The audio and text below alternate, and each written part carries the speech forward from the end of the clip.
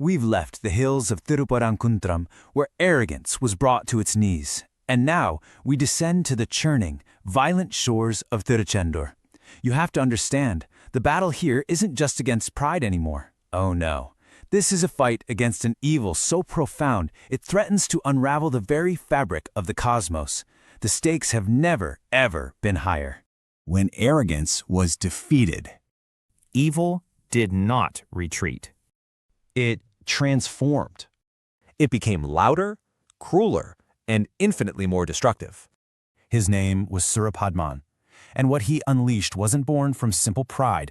No, this was a full-blown rebellion against dharma itself, a poison spreading through the veins of the universe, and what's worse, he was fueled by a boon that made him nearly invincible. you see, Surapadman's reign plunged all three worlds into absolute chaos. The Devos, the very beings of light, were captured, humiliated, enslaved. The entire cosmic balance was broken, tipping everything dangerously towards an eternal darkness. The laws of existence were fraying at the edges, and a desperate cry for intervention finally echoed through the heavens. A correction was no longer a choice, it was an inevitability. And the battlefield for this correction, it was chosen. Not some serene temple on a quiet hill, but the furious, untamed shores of the Bay of Bengal. Right there, where the chaos of the ocean smashes against the stability of the land, this place was Thiruchendur.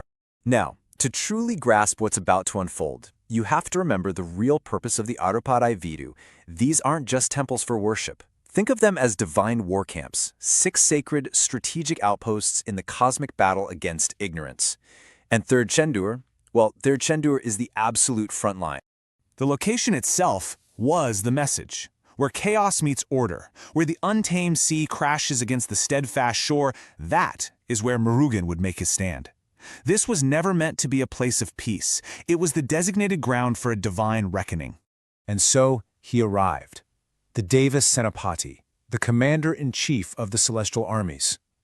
But he didn't come in a storm of rage or a fit of emotion. No. He arrived with a serene, unstoppable, terrifying force of absolute clarity. And this is such a critical distinction. You see, human rage is chaotic. It's impulsive. It's a reaction to a personal insult. But what Murugan brought to that shore was something else entirely, a divine state. It was focused, purposeful, and born not from feeling, but from cosmic necessity. This wasn't a fight. It was a function of the universe rebalancing itself. Which brings us to the core, difficult philosophy of Thiruchendur. Because when evil becomes so entrenched that it completely refuses transformation, when it rejects every single chance for redemption, then its very destruction becomes the only available form of mercy. And so the battle was joined. Not a war of flesh and blood, but a war of fundamental principles. The raw chaos of a monstrous ego against the unyielding order of divine will. And right at the heart of it all, the Vel. A weapon forged from pure knowledge, a gift from a divine mother to her warrior son. This process, this cosmic correction, it's almost like a sacred ritual. First, the veil is raised, and you have to see it not as a weapon, but as the very embodiment of supreme knowledge. With that knowledge, the darkness of ignorance is pierced, and only then, finally, the physical form that houses that irredeemable evil is shattered, its ego completely annihilated. Let's be absolutely clear about this. This was not revenge. It wasn't personal. It was an impersonal, unavoidable, cosmic correction. It was the universe itself righting a terrible wrong through its chosen instrument. But here, right here, is where the story takes a profound, unexpected turn. Because the destruction of Surapadman's form wasn't the final act. It was actually the catalyst for one of the greatest transformations in all of mythology.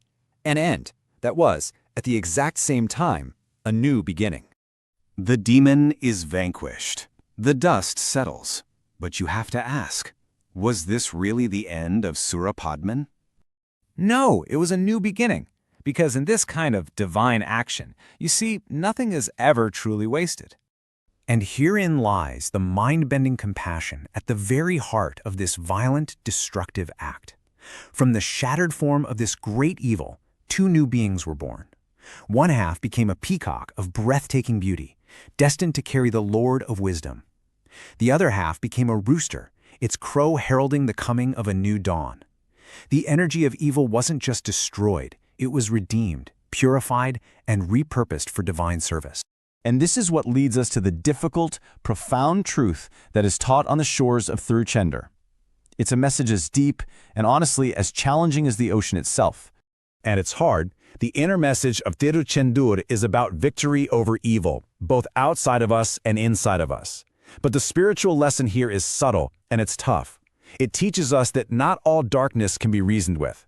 Some is so deeply entrenched that its form must be brought to an end, not out of hatred, but as an act of profound mercy, allowing its fundamental energy to finally be released and transformed for a higher, better purpose.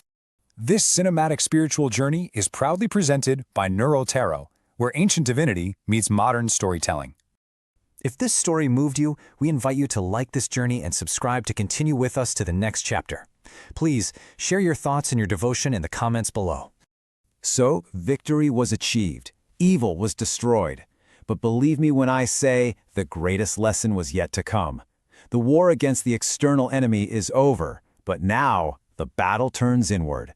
Next in our series, Murugan must confront the final enemy, the ego itself, as he walks the lonely path of renunciation at Palani. We'll see you there.